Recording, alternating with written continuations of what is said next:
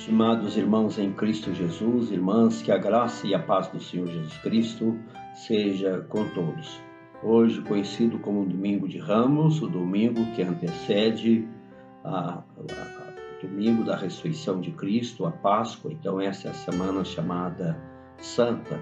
Eu quero trazer nesse domingo, nesta manhã, para nossa meditação, o belíssimo texto de Isaías 53, esse texto que é conhecido como a profecia messiânica da crucificação, do sofrimento do Senhor Jesus lá na cruz. Espero no próximo domingo, domingo da Páscoa, trazer uma mensagem sobre a ressurreição de nosso Senhor Jesus Cristo. Eu vou trazer a meditação e vou lendo o texto à medida que vamos meditando da passagem. Então, esse texto trata sobre o Filho de Deus na cruz, o sofrimento do Messias. Um servo de Deus, comentando esse texto, John Martin, ele disse: esta grande passagem nos fornece um quadro tremendamente completo do que a morte de Jesus Cristo realizou em favor da humanidade. A morte de Cristo satisfez as justas demandas de Deus por julgamento contra o pecado, abrindo assim o caminho para todos virem a Deus por meio da fé, para serem salvos do pecado. Queridos irmãos, é impressionante como Isaías descreve em detalhes a crucificação de Cristo. Sabemos que ele viveu 7 séculos antes do nascimento de Jesus. E nós vemos em Cristo Jesus, lá na cruz, o cumprimento desta profecia do profeta Isaías. Vamos meditar um pouco nesse texto. Primeiro, Isaías percebe que suas predições do Calvário, elas são tão impressionantes que poucos iam acreditar na mensagem. Por isso ele começa o texto dizendo: quem creu em nossa pregação e a quem foi revelado o braço do Senhor. Jesus então cresce como renovo de uma raiz de uma terra seca. O verso 2 diz: porque foi subindo como renovo perante ele e como raiz de uma terra seca. Não havia nada de extraordinário na aparência do Senhor Jesus, nada de atraente em sua figura física. Por isso a parte B do verso 2 diz: não tinha aparência nem formosura. Olhámo-lo, mas nenhuma beleza havia que nos agradasse. Provavelmente Isaías está falando sobre o momento da crucificação de Jesus, quando tinha todo o seu corpo retalhado pelos soldados romanos, tanto sofrimento que ele já tinha experimentado. Mas o verso 3 mostra o grande desprezo por Jesus, como Jesus foi desprezado. Verso 3 disse: era desprezado e o mais rejeitado entre os homens, homem de dores e que sabe o que é padecer, e como um de quem os homens escondem o rosto, era desprezado e dele não fizemos caso. Vamos pensar agora um pouco sobre os responsáveis pela morte de Cristo Jesus na cruz. Quem é o verdadeiro responsável pela morte de Cristo na cruz? Primeiramente, temos que entender que ele não foi à cruz, não foi pela vontade de Satanás, nem de Judas Iscariotes, nem de Pilatos, nem de Anás, nem de Caifás, nem mesmo de Herodes. O verso 10 do nosso texto diz assim: todavia ao Senhor agradou moê-lo, fazendo-o enfermar, quando der ele a sua alma como oferta pelo pecado. Então foi o próprio Deus que enviou seu Filho para pagar com a sua morte lá na cruz o preço da nossa salvação, da nossa redenção. Deus é soberano e ele nunca perde o controle de nada. Sem dúvida nenhuma, Judas foi responsável pela sua traição, Anás e Caifás pela sua hipocrisia, Herodes pela sua covardia, também Pilatos. Mas Cristo foi à cruz porque Deus amou o mundo de tal maneira que deu o seu Filho unigênito, para que todo que nele crê não pereça, mas tenha a vida eterna. Foi o propósito de Deus. Mas outros responsáveis pela morte de Cristo foi todos nós, todos nós somos pecadores. E o versículo 4 diz: certamente ele tomou sobre si as nossas enfermidades e as nossas dores levou sobre si. E nós o reputávamos por aflito, ferido de Deus e oprimido. Então foram os nossos pecados que levou Cristo à cruz. Deus deu o seu Filho para morrer por nós. Ao Senhor agradou fazê-lo enfermar, porque Deus nos amou e queria nos salvar. E sabemos que todos nós somos pecadores, pois todos pecaram e carecem da glória de Deus. E Romanos 6:23 diz: o salário do pecado é a morte, mas o dom gratuito de Deus é a vida eterna, é em Cristo Jesus. Então, em última instância, o responsável pela morte de Cristo na cruz foram os nossos pecados. Nossos pecados levou Jesus à cruz. Deus o permitiu, Deus deu, porque Deus nos ama e queria nos conceder a graça do perdão, da salvação. Mas o texto vai descrevendo de maneira poética o desprezo do Messias. Cristo foi desprezado e rejeitado pelos líderes de Israel. Era desprezado e o mais rejeitado, homem de dores e que sabe o que é padecer, diz o texto sagrado. Cristo suportou o aprisionamento e vários julgamentos injustos. O versículo de número 8 diz: por juízo opressor foi arrebatado, e de sua linhagem quem dela cogitou? Porquanto foi cortado da terra dos viventes, por causa da transgressão do meu povo foi ele ferido. Então Cristo suportou tudo aquilo por causa do grande amor que ele tem por todos nós. Ele é o bom pastor e o bom pastor que dá vida pelas ovelhas. Cristo é ferido, Cristo é espancado, Cristo é machucado. Os versículos 5 e 6 dizem: mas ele foi traspassado pelas nossas transgressões e moído pelas nossas iniquidades. O castigo que nos traz a paz estava sobre ele, e pelas suas pisaduras nós fomos sarados. Todos nós, diz o profeta, andávamos desgarrados como ovelhas, mas o Senhor fez cair sobre ele a iniquidade de nós todos. Então Cristo é ferido, Cristo é espancado, Cristo é machucado por amor de todos nós. Cristo é enterrado como um criminoso comum. É impressionante como o versículo 9 diz: designaram-lhe a sepultura com os perversos, mas com o rico esteve na sua morte, posto que nunca fez injustiça, nem dolo algum se achou em sua boca. Que passagem impressionante. Agora o versículo 7 mostra a obediência de nosso Senhor Jesus. Olha o verso 7, diz: ele foi oprimido e humilhado, mas não abriu a boca.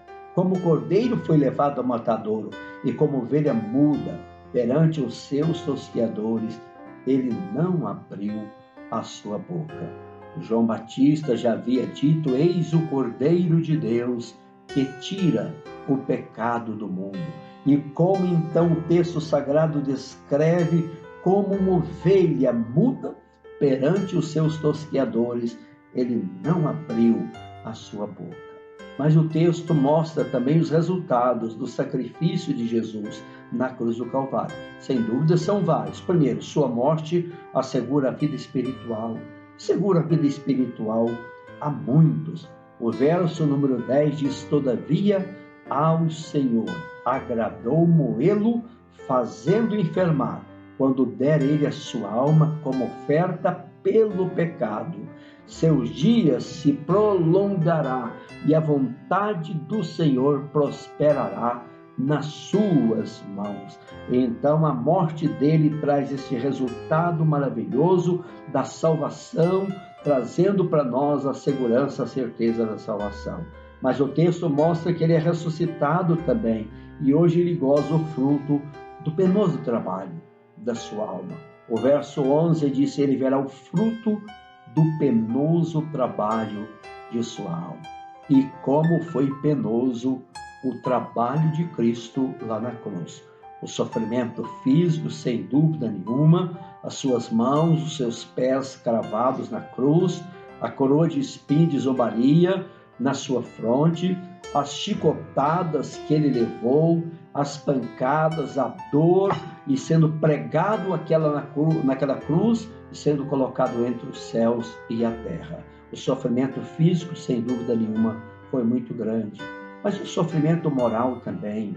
Ele estava ali injustamente, como se fosse um bandido, como se fosse um criminoso, um malfeitor, aquele que só andou entre os homens fazendo o bem, curando os oprimidos, libertando os cativos de Satanás, dando vista aos cegos, purificando os leprosos, fazendo o paralítico andar, perdoando pecadores, mulheres pecadoras. Ele só fez o bem e ele estava ali naquela cruz, sofrendo tudo aquilo por amor de nós. Era o seu penoso trabalho, mas além do sofrimento físico, moral, como diz o Dr. John Stott, saudoso John Stott, havia também o sofrimento espiritual.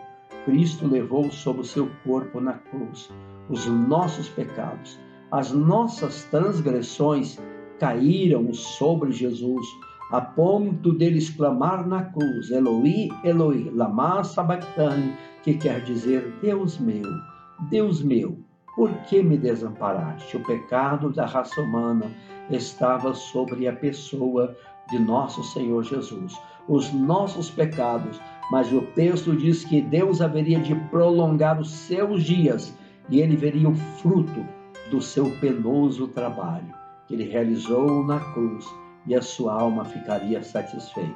Qual é o fruto do penoso trabalho de Cristo Jesus? São pessoas que se arrependem dos seus pecados e creem em Jesus Cristo como o único e suficiente Salvador de suas vidas. E assim recebem a graça do perdão, a graça da salvação, a graça da vida eterna. Este é o resultado do penoso trabalho que Cristo Jesus suportou lá na cruz por todos nós, quando as vidas se rendem aos seus pés, como disse ele mesmo, há maior júbilo no céu por um pecador que se arrepende do que por 99 justos que não necessita de arrependimento. Mas o texto termina no versículo 12 mostrando que ele é honrado. Ele é honrado pela sua grandeza. Diz o verso 12, por isso eu lhe darei muitos como a sua parte, e com os poderosos repartirá ele o despojo, porquanto derramou a sua alma na morte. Foi contado com os transgressores, contudo levou sobre si o pecado de muitos, e pelos transgressores intercedeu. O texto disse, Deus dará muitos como a sua parte. Dezenas, centenas e milhares de pessoas, de todas as raças, de todas as nações, de todas as tribos, um dia estarão na presença do Senhor, dizendo, tu és digno porque com teu sangue comprastes para Deus homens e mulheres que procedem de todas as raças, de todos os povos. Ele se humilhou até a morte, e a morte de cruz, mas Deus Pai o exaltou, tirando-o do túmulo, é a mensagem que estaremos pregando no próximo domingo, e dando a ele um nome que está acima de todo nome, para que no nome dele se dobrem todos os joelhos no céu, na terra e debaixo da terra, e toda língua confesse que Jesus Cristo é o Senhor, para a glória de Deus, o nosso Pai. Portanto, nesta semana que antecedem a crucificação do Senhor Jesus Cristo, a sua ressurreição, eu queria trazer esta reflexão sobre o sofrimento do nosso Senhor Jesus na cruz. Profetizado 700 anos por este profeta, que pelo Espírito de Cristo que estava na vida dele, ele pôde ver o que haveria de acontecer, como não acontecer com nosso Senhor Jesus na cruz. Seu sofrimento, a sua dor, a sua humilhação, a sua morte, a sua crucificação ao lado de dois malfeitores, também ele sendo colocado no túmulo de um homem rico, mas ele veria o fruto do penoso trabalho. e o Senhor haveria de prolongar os seus dias. O seu corpo não experimentou a corrupção.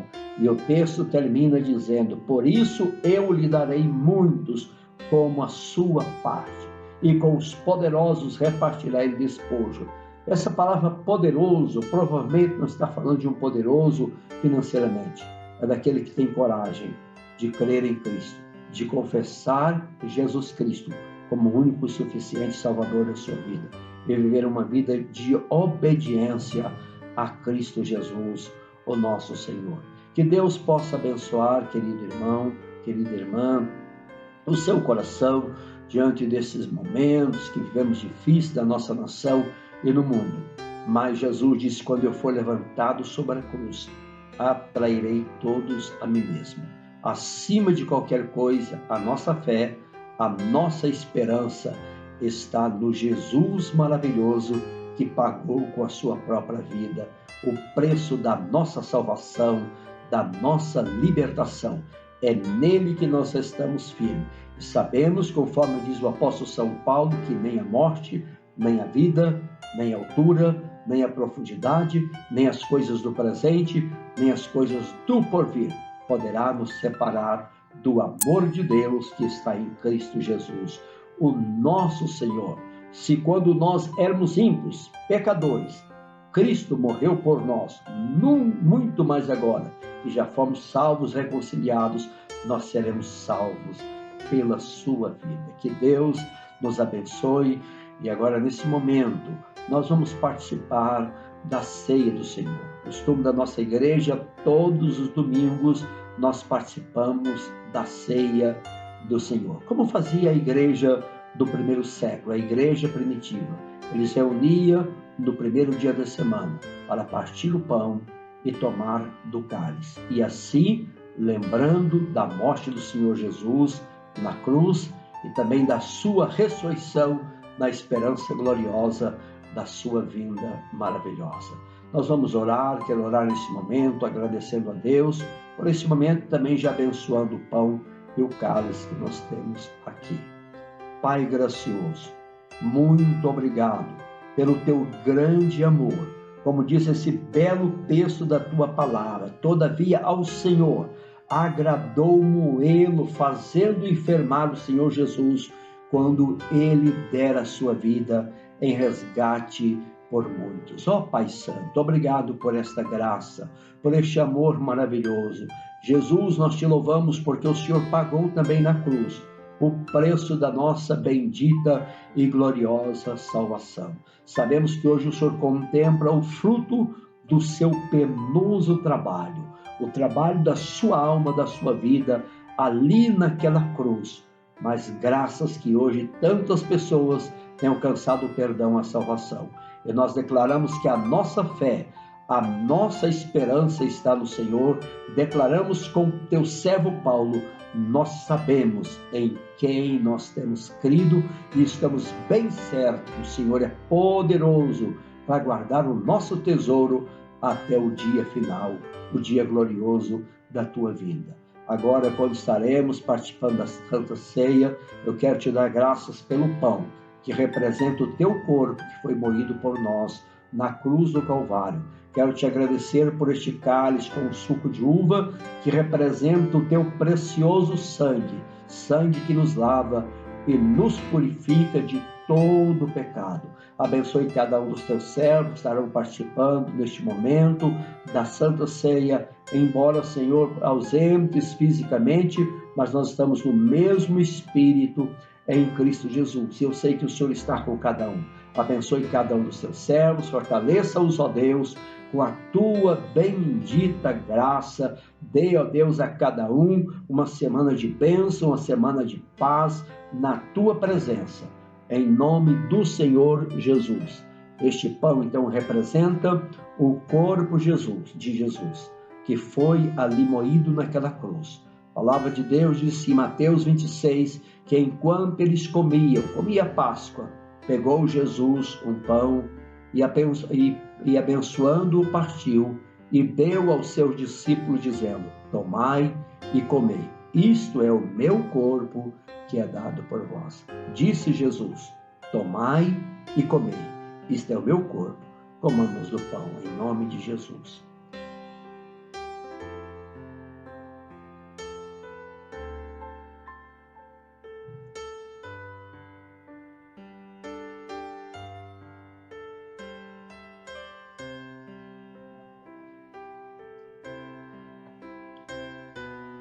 Após haver ceado, tomou um cálice e, tendo dado graças, o deu aos seus discípulos, dizendo: bebei dele todos, isto é o meu sangue, o sangue da nova aliança, derramado em favor de muitos, para a remissão de pecados.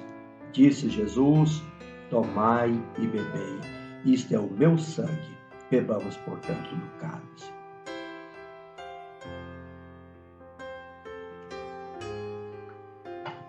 Pai querido, muito obrigado, Senhor, por esse momento tão sublime, quando podemos, ó Deus, comer do pão e beber do cálice, e lembrar do teu sacrifício, da tua morte na cruz, em favor de todos nós. Senhor, abençoa os teus servos, fortalece a tua igreja aqui em Brasília, ó Deus, no Brasil, onde quer que esteja o teu povo espalhado em toda a face da terra, que o Senhor esteja dando a tua graça, que o Senhor esteja dando força, saúde, na tua presença. Guarda o teu povo, livra o teu povo de toda obra maligna, livra o teu povo de toda peste, de toda enfermidade, que a boa mão do Senhor esteja estendida sobre o teu povo, em nome de Jesus. Que a graça de nosso Senhor e Salvador Jesus Cristo, que o grande amor de Deus, o nosso Pai, que a comunhão, a consolação do Espírito Santo seja com todo o povo de Deus, agora e para sempre. Amém. Que Deus te dê uma semana de muita paz, em nome de Jesus. Amém.